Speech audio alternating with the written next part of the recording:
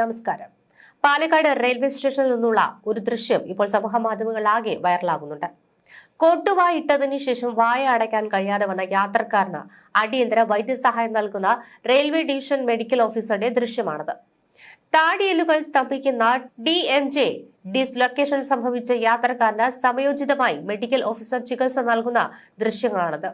ഈ ദൃശ്യങ്ങൾ വൈറലായതിനു പിന്നാലെ എന്താണ് DMJ ഡിസ്ലൊക്കേഷൻ എന്നും എങ്ങനെയാണ് ഇത് സംഭവിക്കുക എന്നുള്ള ചോദ്യങ്ങളുമാണ് എല്ലാവരിലും ഉയർന്നത്. DMJ തലയോട്ടിയെയും താടിയെല്ലിനെയും തമ്മിൽ ബന്ധിപ്പിക്കുന്ന ഒരു സന്ധിയാണ്.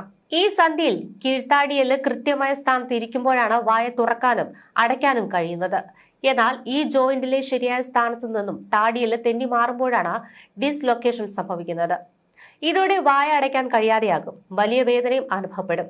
ഈ സമയത്ത് എത്രയും വേഗം വൈദ്യസഹായം തേടേണ്ടതാണ്. മുഖത്തിന് ഏൽക്കുന്ന ആഘാതമാണ് ഡിസ്ലൊക്കേഷൻ സംഭവിക്കുവാനുള്ള ഒരു പ്രധാന കാരണം. അടിയേൽക്കുന്നത്, വീഴ്ച, വാഹനാപകടം തുടങ്ങിയ പല കാരണങ്ങൾ കൊണ്ട് ഡിസ്ലൊക്കേഷൻ സംഭവിക്കാം. വായ അമിതമായി തുറക്കുന്നതാണ് മറ്റൊരു കാരണം. പാലക്കാട്ടെ യാത്രക്കാരനും ഇതാണ് സംഭവിച്ചത്.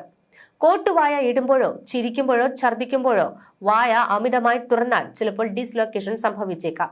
സന്ധികളിൽ ഉണ്ടാകേണ്ട കണക്റ്റീവ് ടിഷ്യൂസ് ശരിയായ രീതിയിൽ പ്രവർത്തിക്കാതെ വരുന്നതാണ് അടുത്ത കാരണം. എഹ്ലേഴ്സ് ഡാൻസ്ലോസ് സിൻഡ്രോം കണക്റ്റീവ് ടിഷ്യൂസിനെ ബാധിക്കുന്നത് കൊണ്ട് ആ കണ്ടീഷനുള്ളവർക്ക് DMJ ഡിസ്ലൊക്കേഷൻ സംഭവിക്കാറുണ്ട്. DMJ ഭാഗത്തും താടിയിലും മുഖം മുഴുവനും കടുത്ത വേദന അനുഭവപ്പെടുന്നതും വായ അടയ്ക്കാൻ കഴിയാത്തതുമാണ് ഡിസ്ലൊക്കേഷന്റെ പ്രധാന ലക്ഷണം. പെട്ടെന്ന് സംഭവിക്കുന്ന ഡിസ്ലൊക്കേഷനുകളിൽ ഇത് വ്യക്തമായി കാണാം.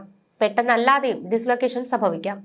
ഭക്ഷണം കഴിക്കാനും സംസാരിക്കാനും ബുദ്ധിമുട്ട് അനുഭവപ്പെടുന്നത് ഡിസ്ലൊക്കേഷന്റെ തുടക്ക ലക്ഷണങ്ങളിൽ ഒന്നാണ്. താടിയെല്ലിന് ചുറ്റും നീരും വേദനയും തടിപ്പും അനുഭവപ്പെടുന്നതാണ് മറ്റൊരു ലക്ഷണം. താടിയെല്ലിനെ ജോയിന്റിലെ കൃത്യമായ സ്ഥാനത്ത് വലിച്ചിടുക എന്നതാണ് ഡിസ്ലൊക്കേഷനുള്ള പ്രധാന ചികിത്സ. എന്നിട്ടും കടുത്ത വേദന അനുഭവപ്പെട്ടാൽ വേദനാസംഹാരി കഴിക്കാം. താടിയെല്ല് വല്ലാതെ ഇളകാതെ ഇരിക്കാൻ ബാൻഡേജ് ഉപയോഗിച്ച് കെട്ടിവെക്കുന്നതാണ് അടുത്തത്. ഡിസ്ലൊക്കേഷൻ നിരന്തരമായി സംഭവിക്കുകയാണെങ്കിൽ ഒരുപക്ഷെ ഫിസിയോതെറാപ്പി, സർജറി, ഡെന്റൽ ട്രീറ്റ്മെന്റുകൾ തുടങ്ങിയവ ചെയ്യേണ്ടി വരും. നമുക്കറിയാം, ക്ഷീണമോ ഉറക്കമോ വരുമ്പോഴോ ക്ഷീണിതരായി ഇരിക്കുമ്പോഴോ ഒക്കെ നാം കോട്ടുവായി ഇടാറുണ്ട്. ഇവ തികച്ചും ഒരു സാധാരണമായ പ്രക്രിയയാണ്. ഓരോ വ്യക്തിയും ഒരു ദിവസം 5 മുതൽ 19 തവണ വരെ ഇത്തരത്തിൽ കോട്ടുവായി ഇടാറുണ്ട്. എന്നാൽ ചിലർ ദിവസം 100 തവണ വരെ കോട്ടുവായി ഇടാറുണ്ട്. ആവശ്യത്തിന് ഉറക്കം ലഭിക്കാതെ ഉണരുക എന്നതാണ് ഇതിനുള്ള ഒരു പൊതു കാരണം. അതേസമയം അമിതമായി കോട്ടുവായി ഇടുന്നത് ചില രോഗങ്ങളുടെ ലക്ഷണങ്ങളായും കണക്കാക്കപ്പെടുന്നുണ്ട് എന്നാണ് പഠനങ്ങൾ സൂചിപ്പിക്കുന്നത്. അമിതമായി പകൽ ഉറക്കത്തിന് കാരണമാകുന്ന ഒബ്സ്ട്രക്റ്റീവ് സ്ലീപ്പ് എപ്നിയ പോലുള്ള ഒരു സ്ലീപ്പ് ഡിസോർഡറിന്റെ ലക്ഷണമാകാം ഇത്.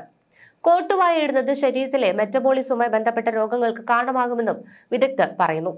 ഉറക്കക്കുറവ്, അതായത് പകൽ സമയത്ത് അമിതമായി ഉറങ്ങുന്നവരിൽ കോട്ടുവായി കൂടുതലും ഉണ്ടാകാറുണ്ട്. രാത്രിയിൽ നിങ്ങളുടെ ഉറക്കം പൂർത്തിയായില്ലെങ്കിൽ അടുത്ത ദിവസം നിങ്ങൾക്ക് വളരെ ക്ഷീണം അനുഭവപ്പെടുകയും നിങ്ങൾ കൂടുതൽ കോട്ടുവായി ഇടുകയും ചെയ്യും. ഇനി പ്രമേഹം. കോട്ടുവായി ഹൈപ്പോഗ്ലൈസീമിയയുടെ ആദ്യകാല ലക്ഷണമാണത്. രക്തത്തിലെ ഗ്ലൂക്കോസിന്റെ അളവ് കുറവാണെങ്കിൽ കോട്ടുവായി ഇടാൻ തുടങ്ങും. കൂർക്കം വലി ഉള്ളവർക്ക് രാത്രി ഉറങ്ങുമ്പോൾ ഒരുപാട് ബുദ്ധിമുട്ടുകൾ നേരിടേണ്ടി വരും. ഇക്കാരണത്താൽ ഇവർക്ക് രാത്രിയിൽ വേണ്ടത്ര ഉറക്കം ലഭിക്കില്ല.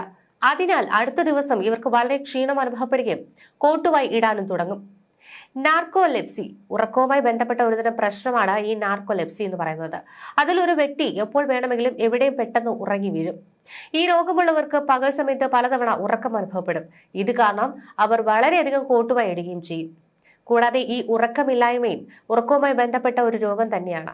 ഈ രോഗമുള്ള ഒരു വ്യക്തിക്ക് രാത്രിയിൽ ഉറക്കം വരില്ല. അതിനാൽ തന്നെ രാത്രിയിലെ ഉറക്കക്കുറവ് കാരണം ആളുകൾക്ക് പകൽ സമയത്ത് അമിതമായി കോട്ടുവായി വരും. ഇനി ഹൃദ്രോഗം. ചില ഗവേഷണങ്ങൾ അനുസരിച്ച് അമിതമായി കോട്ടുവായി ഇടുന്നത് ഹൃദയത്തിന് ചുറ്റുമുള്ള രക്തസ്രാവം കുറയുന്നതിന്റെ അഥവാ ഹൃദയാഘാത സാധ്യതയെ സൂചിപ്പിക്കുന്നുവെന്നാണ് പറയുന്നത്.